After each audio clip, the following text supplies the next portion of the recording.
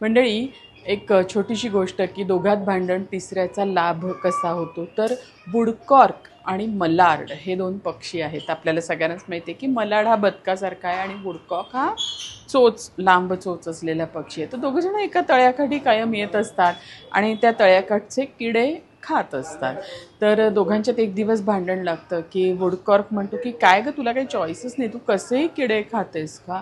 आणि मलाड त्याला म्हणते की तू तर हाबरट आहेस रे, तुला सगळेच किडे स्वतःला खायचे असतात. आणि दोघांची इतकं भांडण पेटतं की मलाड म्हणते की आता मी इथे कधीच येणार नाही परत किडे वेचायला. आणि वुडकॉर्क तिला म्हणतो की मला तुझं तोंडच बघायचं नाही, त्यामुळे मी पण आता दुसरीकडेच जाणार आहे. आणि ह्या सगळ्या भांडणामध्ये त्या किड्यांचा फायदा होतो, कारण त्यांना क्षणापुरतं का होईना जीवनदान मिळतं. मंडळी, आपल्या बाबतीत पण असं खूप वेळा होतं ना की काहीतरी कुठेतरी खट्ट खुट्ट होतं पण त्याचा फायदा आपल्याला होतो, हो ना.